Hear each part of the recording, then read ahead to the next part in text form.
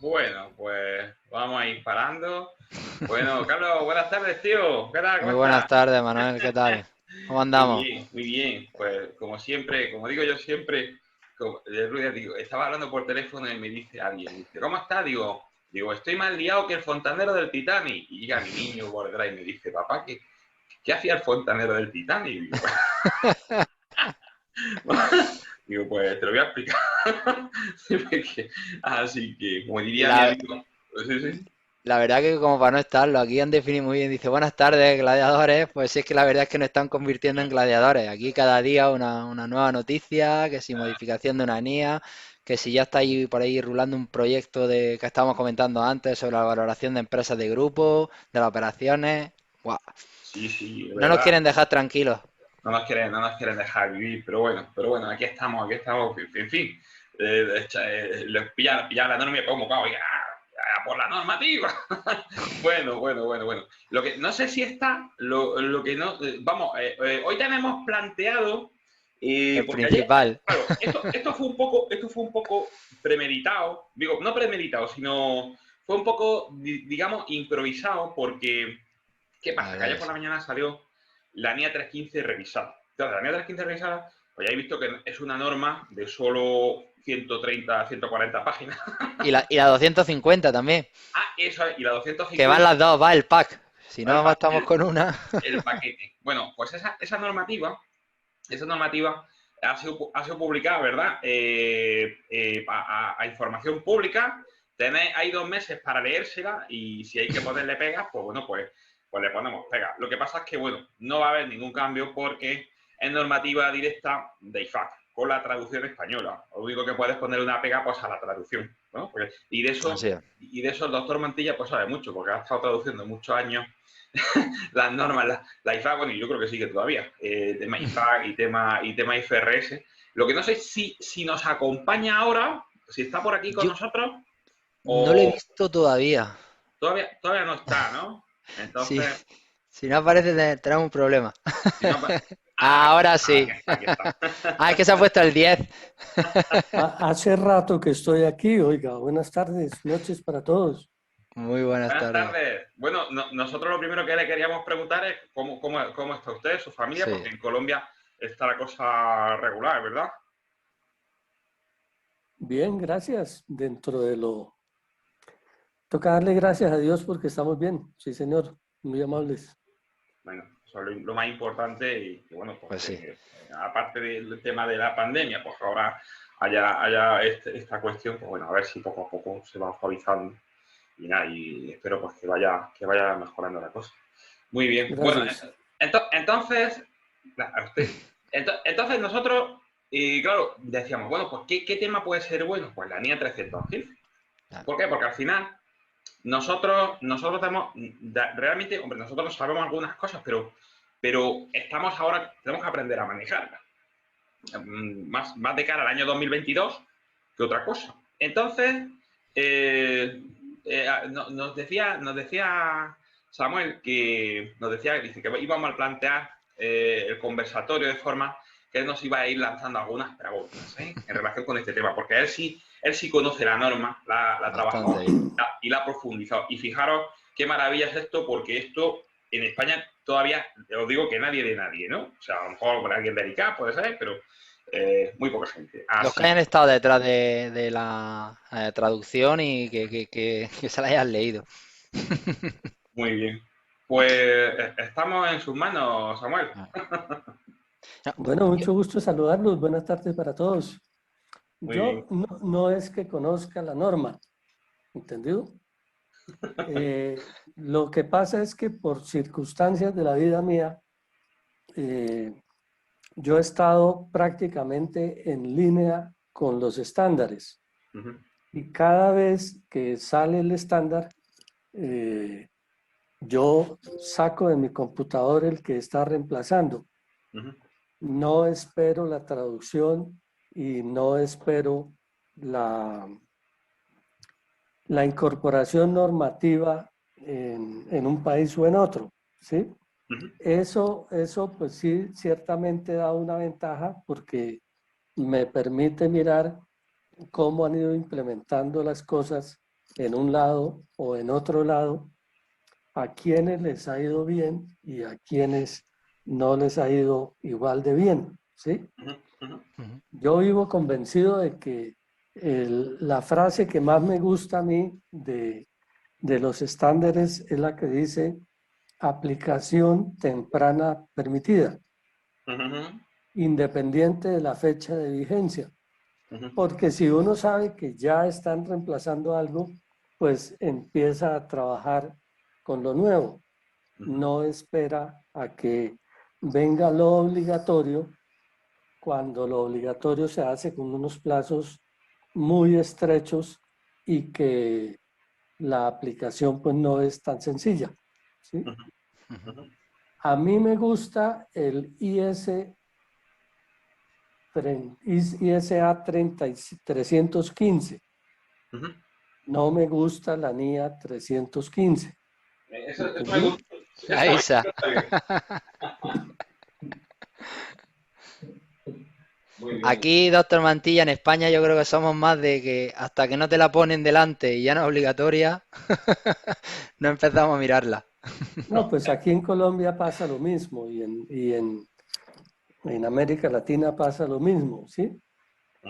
Hay quienes esperan a que salga lo obligatorio y hay quienes aplican voluntariamente las cosas y le toman ventaja, ¿entendió?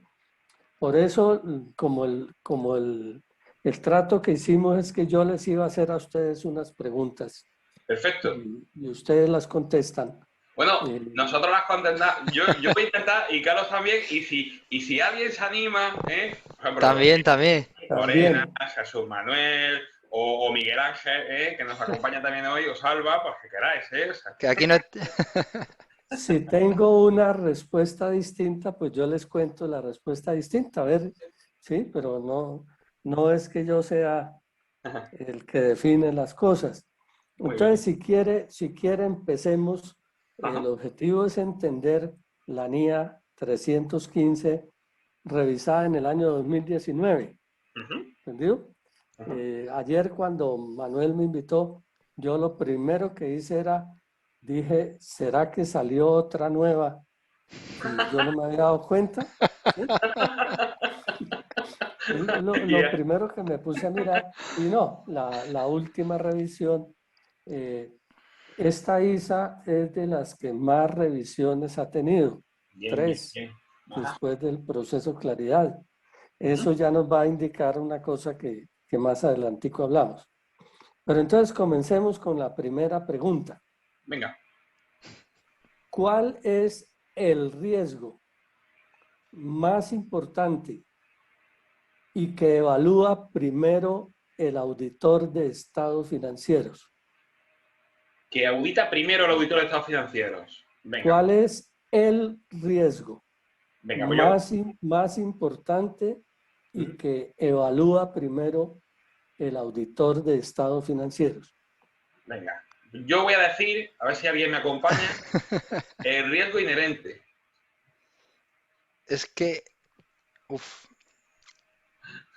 Es que, claro, el riesgo, tendríamos el riesgo inherente y riesgo de control, básicamente, pero yo creo que... No sé. Jesús Manuel dice control interno. Me imagino si va, dice José si va a cobrar. Es que básicamente el riesgo de auditoría, nosotros como auditores, tenemos riesgo de auditoría que sería el riesgo de detección, ¿no? Y tenemos riesgo de la función de riesgo de incorrección material y del riesgo de detención, básicamente, pero que no sabría. Yo creo que... Porque nosotros no vais buscando el fraude ni nada. No hay sino uno.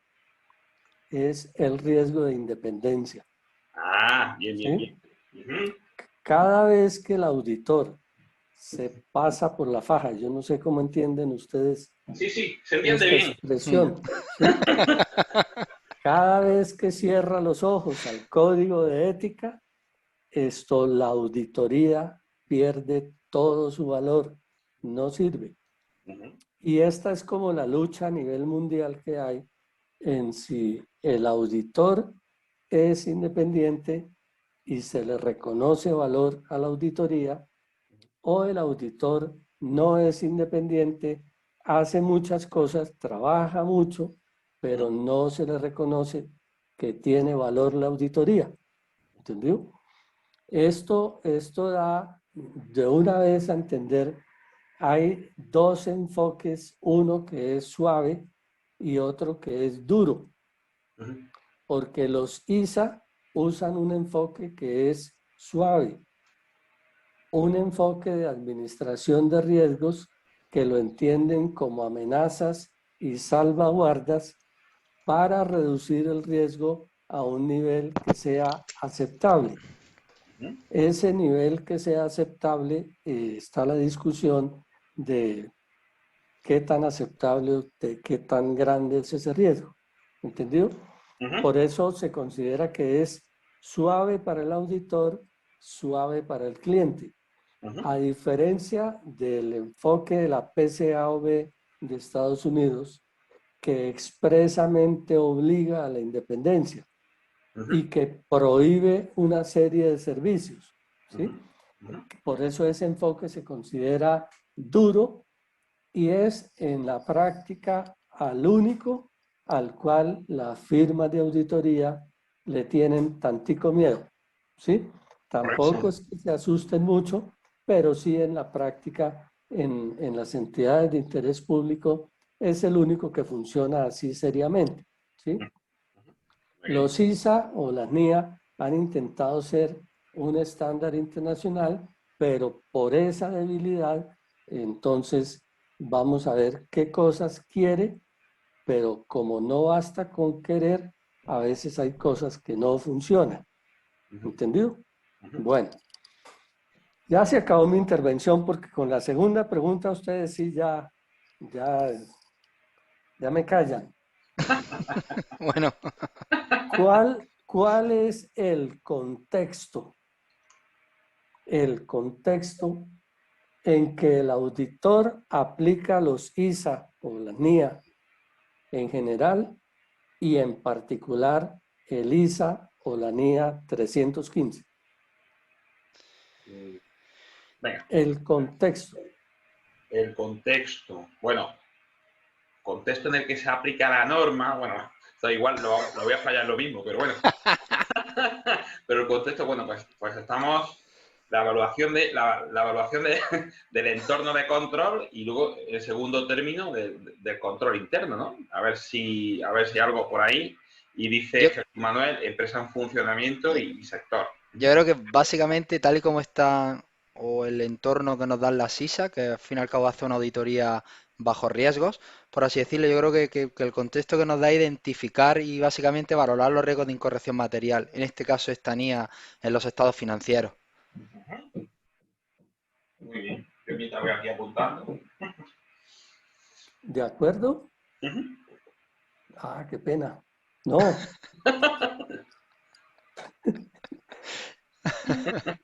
Y aquí es donde empieza uno a diferenciar por qué ciertas firmas de auditoría tienen más éxito, tienen mejor penetración en el mercado y no los auditores individuales. ¿Sí? El contexto es lo que hoy se denomina el sistema de administración de la calidad. Esto es nuevecito, ¿sí? Porque en el mundo de los ISA se empieza a hacer el tránsito del sistema de control de calidad al sistema de administración de la calidad. Ustedes al principio comentaron que estamos llenos de normas nuevas. Sí, señor. ¿Sí?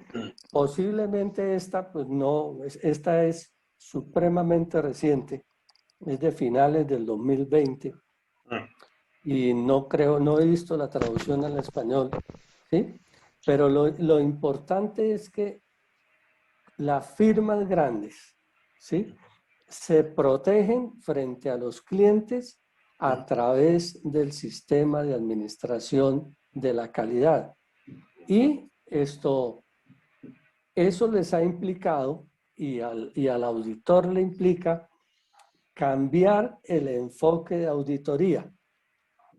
Desde un enfoque de cumplimiento y de verificación a un sistema de agregación de valor. Si la firma no es capaz de mostrarle al cliente cuál es el valor que está agregando, el cliente va a preferir otra firma de auditoría. ¿Sí? Y yo quisiera insistir, este tema en Colombia y en América Latina es supremamente delicado, porque aquí la tendencia es a rechazar a las firmas y que el auditor o el contador trabaje solo como persona natural. El mensaje que hay detrás de todo esto es que quien es el auditor es la firma, no la persona natural. ¿Sí? Sí. Y los estándares de independencia aplican a la firma. Las firmas grandes son exitosas precisamente porque le muestran al cliente sus procesos, sus características, sus condiciones, y el cliente percibe con claridad cuál es el valor que para la entidad le está entregando la firma de auditoría. Los enfoques anteriores mostraban el tema de cumplimiento, y esta es de las cosas que más daño le han hecho a la profesión, porque la profesión se ha limitado al cumplimiento, o sea, se ha limitado a lo mínimo y lo mínimo que es obligatorio. ¿Sí? Sí. Fíjese que lo que aquí importa es que el cliente que produce los estados financieros sea capaz de ver cuál es el valor que le entrega la auditoría. ¿Sí? Yo sé que muchos no están de acuerdo porque esto nos va a generar un problema complicado, y es la diferenciación entre consultoría y auditoría. ¿Sí? Es una línea muy complicada, ¿sí? Por ejemplo, en el Reino Unido están a punto de prohibir, ¿sí? La prestación de servicios de consultoría. ¿Sí? De hecho, algunas, perdone doctor, ya ¿Sí? directamente han prohibido ese tipo de servicios. Se han anticipado y han dicho que donde dan servicio de auditoría no se presta ningún tipo de servicio. Porque es consecuencia de los estándares de independencia. ¿Sí? Pero yo les he ido enlazando estas preguntas para que entendamos. ¿Sí? Fíjense que aquí lo importante, todas las firmas, todos los auditores tenemos debilidades y tenemos problemas. En el mundo entero no hay una firma que sea perfecta, pero aquí la insistencia, y esa es la diferencia entre control y administración de la calidad, es que el cliente sea capaz de percibir cuáles son las fortalezas que está recibiendo con el servicio de auditoría y no tanto las debilidades que tenga el auditor. ¿Sí? Por eso les hablé yo de un enfoque suave, de reducir la independencia a un nivel que sea aceptable para mí como auditor. ¿Sí? Entonces, eso se considera que es suave porque no genera compromiso frente al cliente. ¿Sí? Entonces, ¿cómo se protege el auditor? Pues a través del sistema de administración de la calidad. Yo les insisto que esto es nuevecitico, ¿sí? Porque es de finales del año 2020 y pues es algo a lo cual ya las firmas empiezan a prepararse, ¿sí?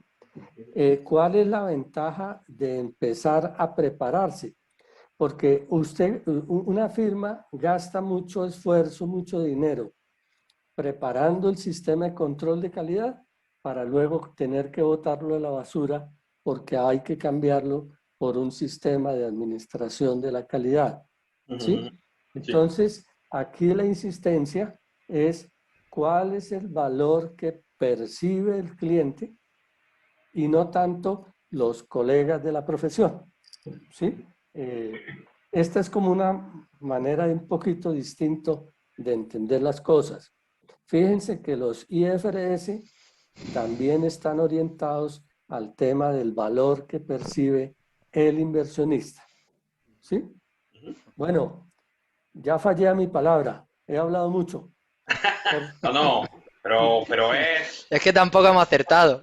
Es que, no, pero yo escucho y ya entiendo muchas cosas. O sea, voy entendiendo cosas Sí. porque, por ejemplo, ese proceso de adopción del que habla el doctor Mantilla, ese que se va a plantear los 2 próximos años con las normas ISQM y todo lo que hay lanzado. O sea, en 2 años todo lo que conocemos en ese sistema va a cambiar radicalmente. Y hay un timing ahí, pues bueno, que estamos ahí en eso. Yo doy fe de lo que dice el doctor porque yo estoy ¿Cuál doctor? viendo... Yo soy Samuel Mantilla, yo no soy doctor. Doctor Mantilla, doctor Mantilla. Bueno, pues Samuel, si quieres, Samuel. O de lo que dice usted, Samuel Mantilla, del tema del empuja donde va hacia la calidad y las inversiones que se están realizando para mejorar los procesos de calidad y sobre todo de seguimiento de la propia firma de todo lo que se va haciendo. Está dando un Bueno. vuelco muy fuerte.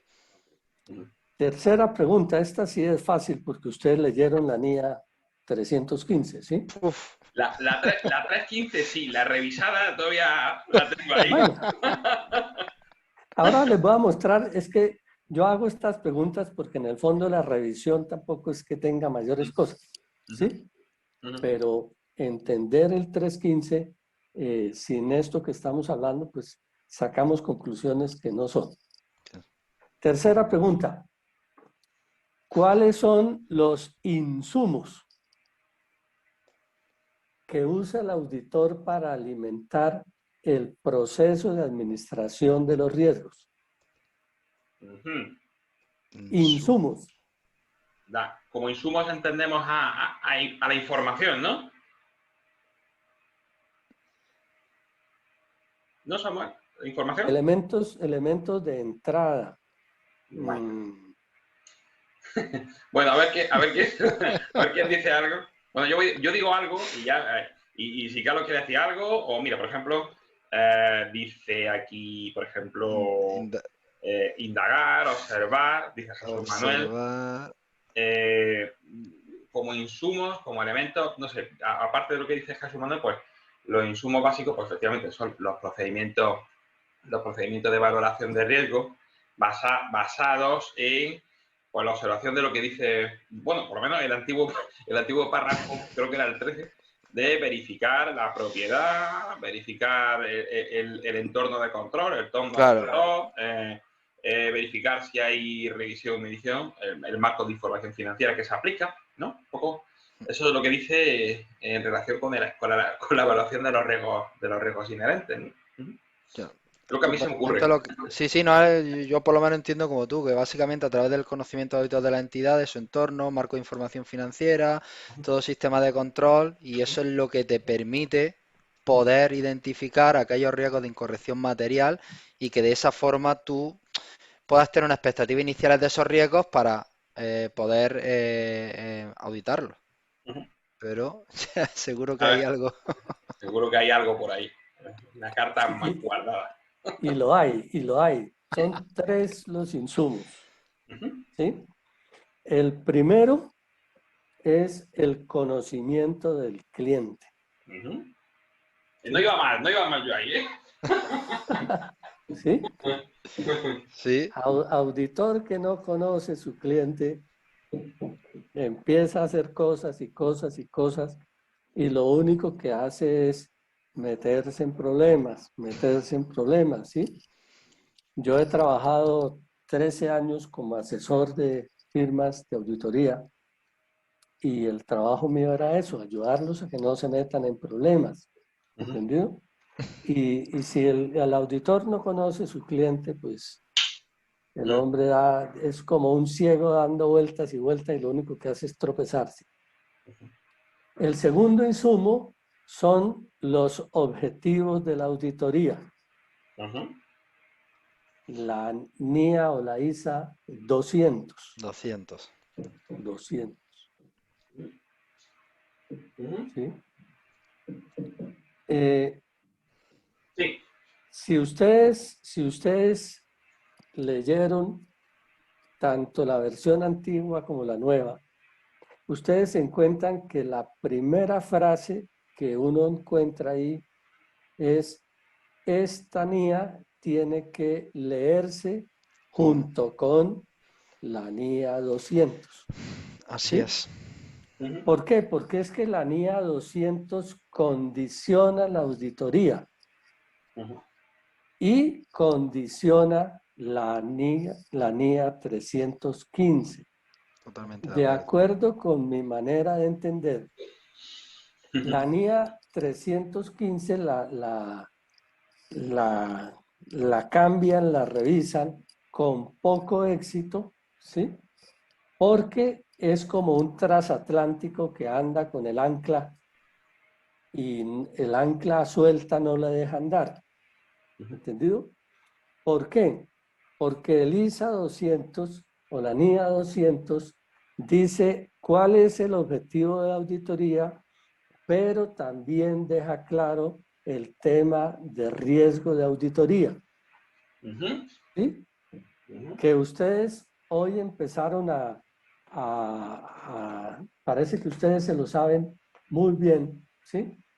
La ISA 200 dice que el riesgo de auditoría está compuesto por el riesgo de detección, de declaración equivocada material y el riesgo de detección. Por eso no es de extrañar que ustedes empezaran diciendo riesgo inherente, riesgo de control, riesgo de detección, ¿sí?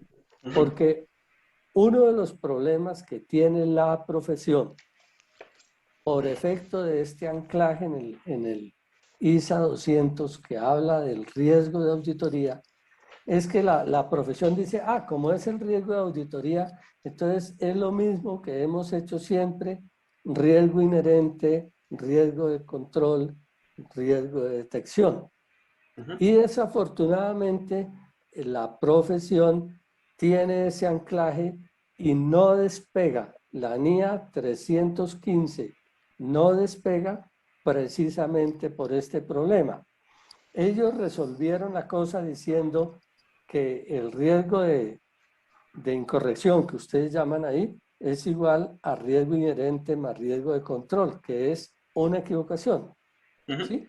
Pero como la práctica tradicional ha sido esa, pues entonces fíjese que volvemos y continuamos en lo mismo y la práctica de la auditoría no evoluciona.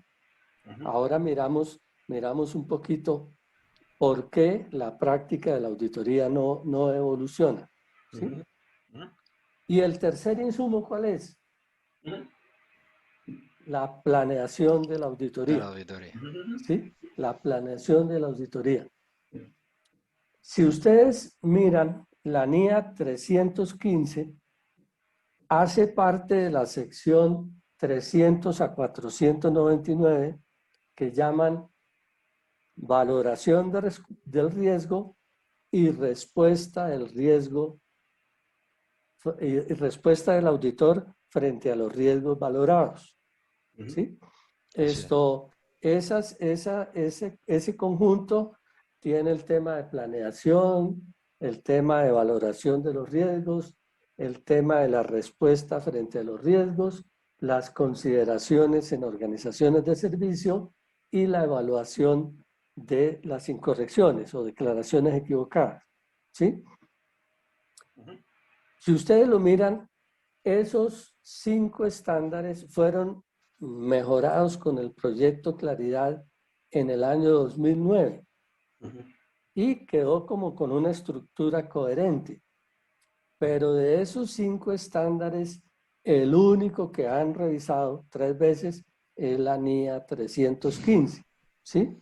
Entonces, por eso yo hablo de que es un transatlántico poderosísimo. A mí me gusta mucho la NIA 300, la ISA 315, porque porque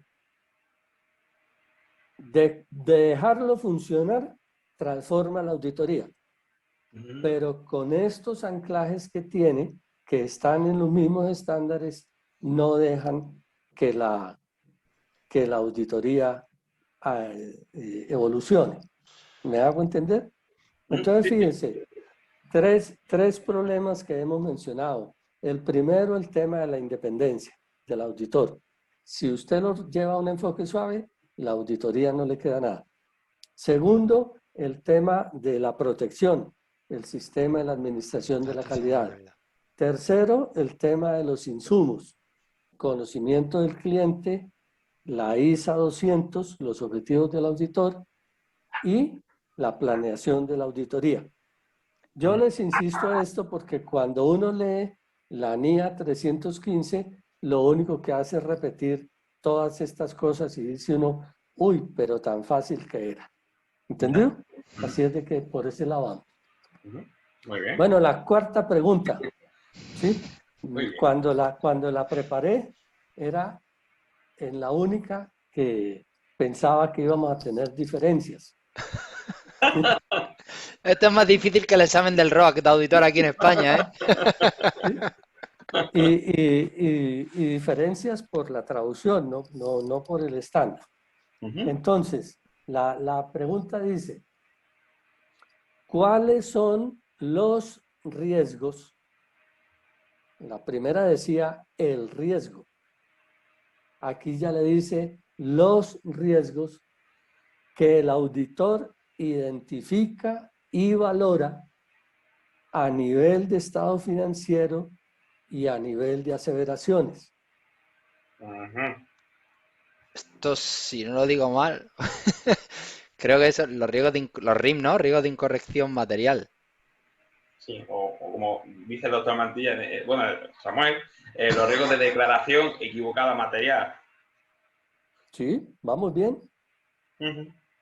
Vale. Sigan, van bien, van bien. Los riesgos de control, los riesgos de controles. Bueno, que está dentro de los... Es que ahí está el riesgo inherente, el riesgo de control que ya has comentado, como hemos visto ahí, de riesgo de auditoría. Correcto. Tiene razón, Juan Carlos. Pues tenemos los riesgos inherentes. Correcto. Bueno, El riesgo de control. Que son igual los de declaración equivocada material. Y Así es. también tenemos pues, los riesgos de claro, es que lo que hemos dicho, los riesgos de estados financieros básicamente, que es el que estamos hablando, que el riesgo que pueda tener, está formado, como tú bien has comentado antes, de dos componentes fundamentales, riesgo inherente y riesgo de control, y que luego, ¿no? Sí, riesgo inherente y de control. Luego, por ejemplo, dice José, dice fraude, y luego Jesús Manuel dice existencia, valoración. Claro, eso sería la aseveración o la assertion que se utilizan. Sí, esas son las aseveraciones. Sí. Bueno, si son los riesgos, pues tendríamos los riesgos de incorrección material y luego, claro, tendríamos luego los riesgos el riesgo de detección, ¿no? Yo creo que sería ese, riesgo inherente y riesgo de control. Lo mismo tengo que borrarlo, ¿eh? Pero bueno. Carlos empezó bien la respuesta, ¿sí? Pero se quedó en la mitad. ¿Sí? Y ese es el problema de los auditores, que se quedan en la mitad. ¿Sí? No le voy a pelear ahorita por la traducción, ahora miramos el tema de la traducción. ¿Sí? Riesgo de incorrección, de acuerdo. ¿Sí? Pero es riesgo de incorrección debidos a fraude o error. Y ahí es donde la traducción al español no ayuda, ¿sí? ¿Por qué? Correcto. Porque en español, cuando usted dice incorrección, es lo mismo que error y es lo mismo que fraude. ¿Sí? Son distintas. Entonces, por eso es que yo insisto, mi statement es declaración equivocada, ¿sí? Entonces, son declaraciones equivocadas contenidas en los estados financieros o contenidas en las aseveraciones debidas a fraude o error. Entonces, esa traducción de incorrección material la encuentra usted en todas partes, ¿sí? Porque se les olvida el tema de fraude. Y es uno de los grandes errores, perdón, es uno de los grandes reclamos que le hacen a los auditores de que miran errores, pero no miran el fraude. ¿Entendido? Y es que ahorita con el uso de tecnologías difícilmente se cometen errores, ¿sí? Que una suma nos quede mal hecha o que revisemos mal una suma, pues usted se equivocó en digitar en Excel o digitar en el computador, pero realmente todos los sistemas tienen procedimientos de validación que le dicen, mire, usted está llevando al debe una cuenta que es del haber y no se la recibe, ¿sí?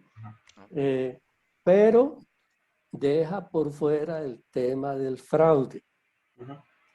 Entonces, ese gran tema del fraude es el otro reclamo grande que le hacen a los auditores.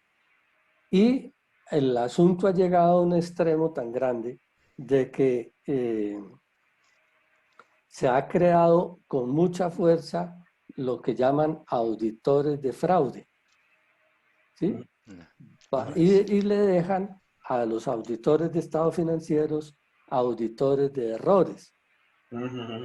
Como ese es el valor percibido, entonces no se extrañen que al auditor de errores escasamente le paguen porque obliga lo mínimo. Y los auditores que auditan el fraude estén siendo percibidos como que agregan más valor y estén recibiendo paga. El problema con la auditoría de estados financieros, ¿sí? Es que esta NIA 315 obliga a que se centre en el tema de los estados financieros y de las aseveraciones. ¿Por qué? Porque una falla que usted le encuentra a los auditores de fraude es que comienzan a hacer una búsqueda muy importante de fraude en otras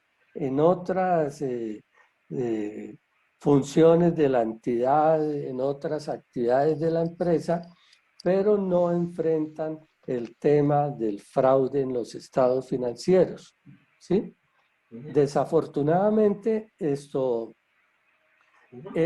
lo conocemos cuando sale a la luz pública y cuando los entran en procesos legales de sanción a las firmas o de procesos ya en los altos tribunales donde se disputan este tipo de cosas. Pero a los auditores de estados financieros se les está olvidando el tema del fraude, ¿sí? Sí. Por las lecturas equivocadas a las que venimos estando acostumbrados los auditores, ¿sí? Primero, eso a la independencia no es importante, eso no, aquí somos independientes, sí, lo somos y lo parecemos, y eso tranquilo, no hay problema. Renunciar a la independencia es renunciar a una auditoría de calidad. Segundo, olvidarse del tema de la administración de la calidad y mostrarle al cliente la agregación de valor, pues el asunto se pierde, ¿sí? Y tercero, los temas de los insumos, de dónde se alimenta el auditor, ¿sí? Entonces, cuando usted mira el tema de la NIA 315, en el fondo es una NIA que repite lo que ya está repetido, ¿sí? Porque la NIA 315, en las anteriores y en la revisión, insiste mucho en la identificación del riesgo. Y todas esas páginas de las 113 que tiene, la mayor parte las dedica a cómo el auditor identifica los riesgos. ¿sí? El único cambio así que le hicieron es que le pusieron dentro de los requerimientos que el auditor tiene que mirar el modelo de negocios de la entidad. ¿Sí? Entonces uno se pregunta, ¿cómo el auditor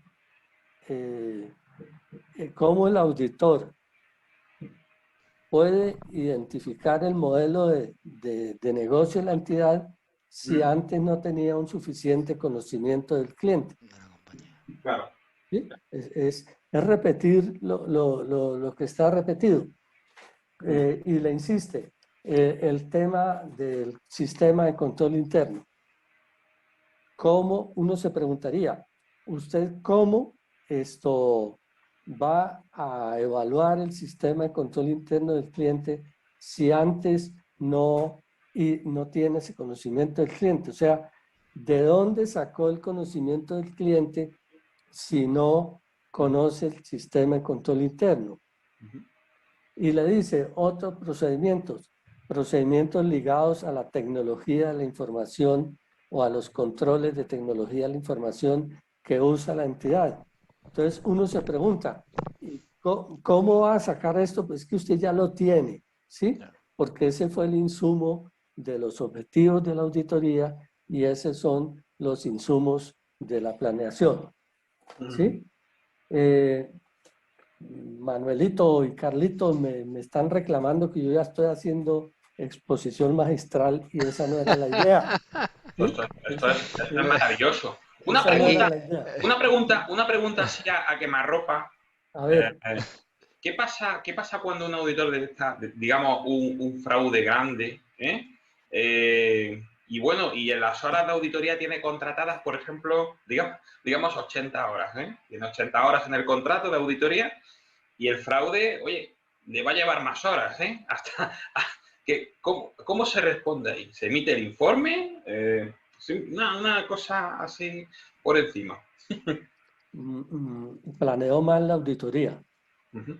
contrató mal, ¿sí? Ujú. Y sobre todo, planteó objetivos de auditoría, planteó cosas sin conocimiento del cliente, Ujú. ¿sí? Sin Ujú. conocimiento del cliente. Ujú. Mire, de las cosas que están cambiando en la firma de auditoría es el sistema de cómo facturan. Ujú. Porque es que las firmas tradicionales estaban cobrando por hora trabajada, Ujú.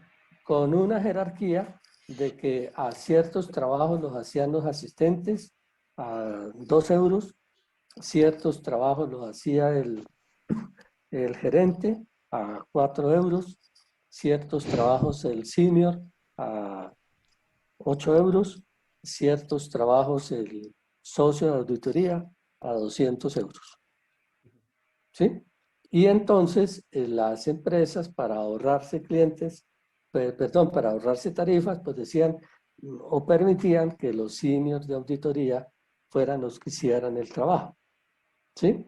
Claro, ustedes mencionaron, yo no he mencionado, inspecciones, visitas, conciliaciones, ese es trabajo de seniors. Pero ustedes se dan cuenta que estas otras cosas no son trabajo de senior, son trabajo de la firma de auditoría. ¿Sí? Hoy las firmas de auditoría le están gastando mucha plata a lo que llaman inteligencia de negocios. Así es. Es conocer el cliente, ¿sí? Empezando por el cliente potencial. Ujú. ¿Quién puede ser candidato al cliente? ¿Cómo llegamos a él? ¿Cómo lo conquistamos? ¿Quién definitivamente nunca va a ser cliente de nosotros porque el riesgo es muy alto? ¿Sí? ¿Cuál va a ser el cliente consentido, la gallinita de los huevos de oro? ¿Sí? Que lo protegemos y lo cuidamos como sea. ¿Sí? Entonces, hoy la forma como las grandes empresas y también las firmas de auditoría, pues es utilizando lo que llaman cobro por valor, Ujú. ¿sí? No cobro por las horas que gasté de asiento, sino por el valor que estoy agregando. Esto, detrás de todo esto, está el software que la compañía utiliza para hacer auditoría. ¿Sí? ¿Por qué? Porque el software le permite recoger todas estas cosas. Y cuando la NIA 315 le pregunta por esto, el sistema de control interno, pues que ya lo tiene valorado. ¿Sí? No es un trabajo adicional que tenga que hacer. Cuando la NIA 315 le dice, y la documentación de los diálogos al interior del equipo de auditoría, el software se lo saca automáticamente porque al hacer los trabajos, todos los del equipo de auditoría van poniendo comentarios y cosas, y entonces el software saca eso cuando van los inspectores a mirar. ¿Sí? ¿Por qué? Porque una de las fallas nuestras es pensar que estos procesos son lineales. Y resulta que son procesos complejos. ¿Sí? Y son complejos por eso, porque si apareció información nueva, ¿sí? Sobre, por ejemplo, el control interno, la pregunta es, ¿y por qué nos falló el sistema de conocimiento del cliente? ¿Sí? Claro, Si nos aparecen fraude en los errores financieros, ¿sí? Entonces, el tema del fraude es, bueno, ¿y de dónde surgió el fraude? ¿Sí? ¿Cómo no tenemos nosotros un proceso para detectar el fraude? ¿Sí? Porque la pregunta, lo que pide la NIA 315 es que usted identifique el fraude. Entonces, la contrapregunta es, ¿y usted en el sistema de administración de la calidad, qué era lo que tenía? No tenía procesos de identificación de fraude. Entonces, la cosa se le estaba quedando por fuera, ¿sí? Los procesos de identificación de errores, ustedes los conocen. Prácticamente todos los softwares de contabilidad ya los tienen, ¿sí? Uno va a teclear esto, por ejemplo, un sobregiro bancario. No es que no me pueda aparecer caja negativa, ¿sí? En el activo. Eso el software no lo admite. Aparece como pasivo sobregiro bancario, ¿sí? Todo ese tipo de cosas, errores de sumas, que a usted se le olvidó esto, contabilizó el debe, pero se le olvidó el haber. El software de una vez le dice, a usted le está faltando la mitad. ¿Sí? Entonces, ese tipo de cosas, cuando las empresas diseñan el plan de cuentas para alimentar una cuenta, tiene que alimentar lo que llaman toda la unidad de cuenta, ¿sí? No es para ver cuándo nos acordamos de, los impuestos, no, todo lo va asociando con la misma unidad de cuenta, porque si no, el asunto no le funciona. Entonces, la pregunta que se hace el auditor es, ¿y cómo nos metieron ese golazo? ¿Sí? Sí, es que no, ¿sí? No hicimos bien el proceso de dónde salen los fraudes. ¿Sí? Estoy empezando a pensar que la auditoría, de alguna forma, se me está viniendo a la cabeza una aseguradora, ¿no? Cuando una aseguradora evalúa un cliente o un banco, ¿cómo evaluar a los clientes? Pues todos esos procesos de estandarización, ¿no? O sea, no sé si es que vamos un poco, digo, me imagino todos los pequeños auditores y todo, lógicamente se tienen que integrar para que eso desaparezca, claro. El proceso que has comentado de evaluación de un cliente es un proceso súper importante. Así ¿Qué es. le falla a la NIA 315? ¿Sí? Y es que la NIA 315 es muy fuerte en el tema de identificación de los riesgos. Y el material de aplicación, esto es muy bueno porque separa entidades grandes, entidades más pequeñas, da ejemplos, ayuda mucho, con la tecnología de la información, con los controles, tal. En ese sentido es muy fuerte, pero es débil en el tema de la valoración del riesgo, ¿sí? Y creo que es un tema, pues ya no alcanzamos a desarrollarlo ahora, ¿sí? En administración de riesgos, la parte fuerte está en la valoración de riesgos, ¿sí? Porque eso es lo que le da, si sea importante, si tiene impacto o no tiene impacto, ¿sí? Y aquí, mis amigos auditores, pues, vuelven a los temas viejos, ¿sí? Y entonces resuelven el tema diciendo importancia relativa o materialidad, ¿sí? Si ven el efecto aquí al oído del viejo modelo de riesgos de auditoría que no deja que avance, ¿sí? Es una variable. Y todas las prácticas en el mundo entero de administración de los riesgos incluyen dos y más variables. Los modelos financieros tienen la fortaleza es porque correlacionan muchas variables, ¿sí?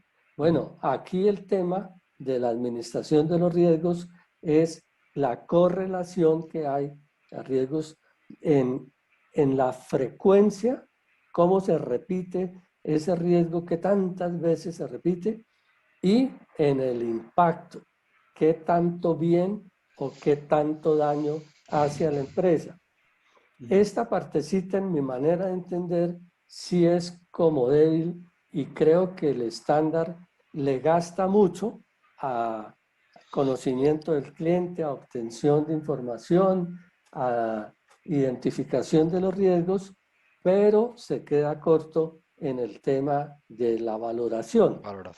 Y además de la valoración, la respuesta frente al riesgo, porque es que sí, hoy no tenemos tiempo para mirar eso, pero si ustedes miran la respuesta, los estándares vuelven a las metodologías tradicionales de procedimientos analíticos, indagación, observación, ¿sí? Y muestreo selectivo. Entonces, por eso yo les decía, en mi manera de entender, es un transatlántico poderoso. La NIA 315, si la dejaran operar, le lleva cambios muy, muy positivos a la práctica de la auditoría. Pero con los anclajes que tiene, lo mantienen amarrado, porque lo mantiene amarrado al modelo viejo de riesgos de auditoría y al modelo viejo ¿de qué? De conocimiento del cliente, pero un listado de riesgos que no sirve para mucho si no funciona el sistema de valoración y respuesta frente al riesgo. Muy bien. Estupendo. Pues la verdad que vaya lección hemos recibido hoy. Hombre, eso es maravilloso. Muy bien, muy bien. Bueno, en líneas generales, nos podemos asustar mucho de los cambios como tal, en relación con la NIA anterior, con la NIA 315, o básicamente son cambios más superficiales. ¿Cuál es su opinión ahí, Samuel? Es que el cambio es el modelo de negocios, pero es que hoy todo el mundo es insistiendo en el modelo de negocio. Fíjense que los IFRS también la contabilización la están basando en el modelo de negocio. El problema con el modelo de negocio es que todo el mundo habla del modelo de negocio, pero las empresas no es que estén muy dispuestas a hacer público el modelo de negocio. Así es. ¿Sí? O sea, las empresas, pues sí, aquí compramos y vendemos. Felicitaciones, ¿sí?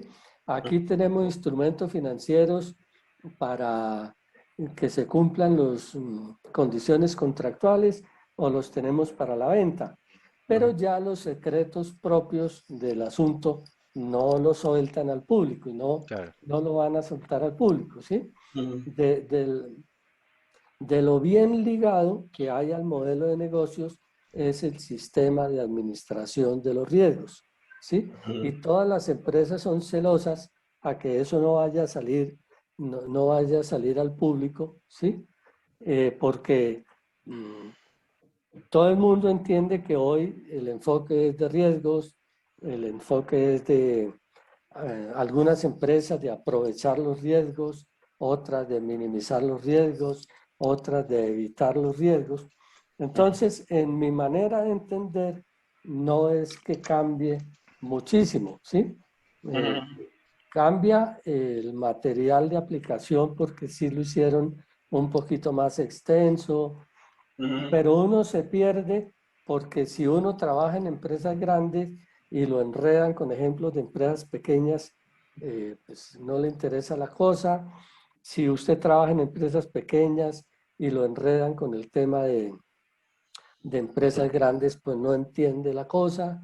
Y ahora si le dicen que IAASBI está revisando el modelo de entidades menos complejas, entonces que este estándar aplique a todas las entidades, pues sí, pero que queda como la zozobra de que pronto lo tendrán que volver a revisar, ¿sí? Les insisto en, como yo les tengo confianza a ustedes y ayer me agarraron sin haber preparado estas cosas, pues entonces dije yo me desquito, ¿sí?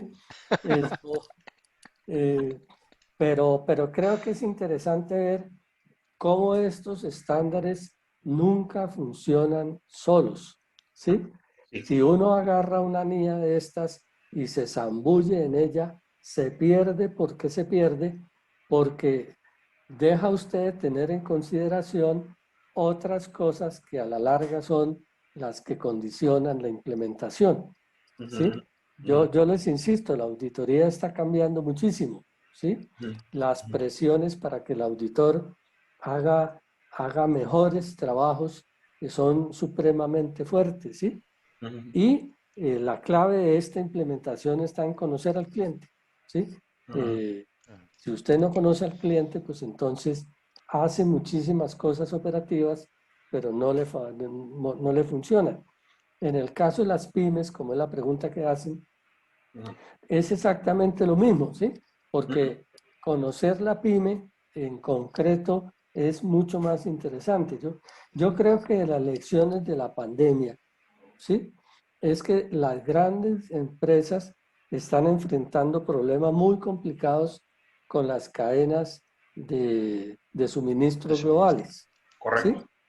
¿sí? Y el gran chance que tienen hoy son las pequeñas empresas en la medida en que la pequeña empresa entienda su mercado regional. Porque el error es pensar de que yo abro una cuenta en LinkedIn o en Twitter y ya me va a llenar de clientes.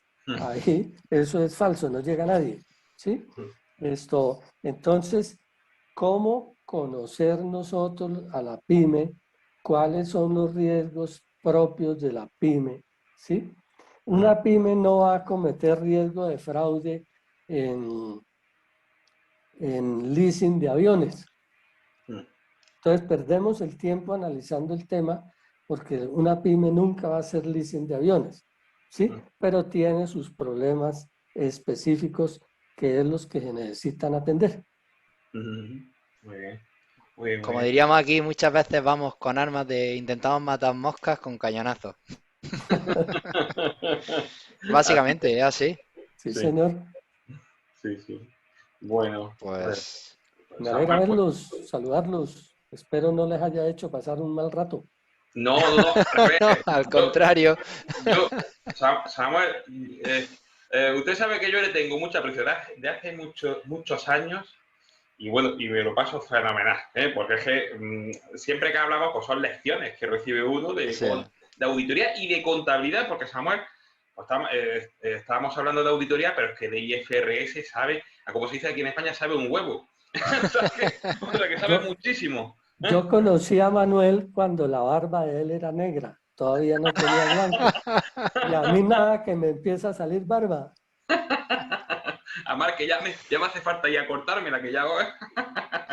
O sea que de vez en cuando creo que usted conoce a Gabriel Gaitán, que cada vez que me ve me dice, afeítate, afeítate.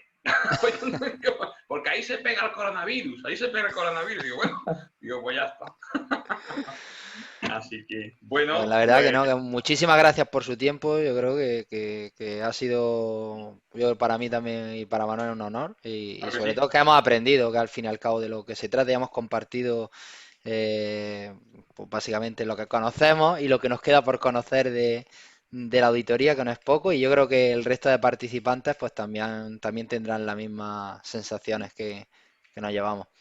Muchísimas gracias a Samuel y a los participantes también, porque Por supuesto. hay que decir una cosa, en España ahora mismo estamos en plena campaña de auditoría y que alguien un viernes por la tarde se preste a ver las conferencias y todo esto, pues la verdad que tiene mucho mérito, ¿eh? O sea que muchísimas gracias y bueno, pues nada, pues nos vemos el viernes que viene, ¿no? Así es. Mucho gusto. Gracias, voy a poner algo. Cuidaros. Voy a poner algo de musiquilla así para irnos, ¿eh? Y a ver qué pongo, porque ya a ver si puedo poner algo. A ver.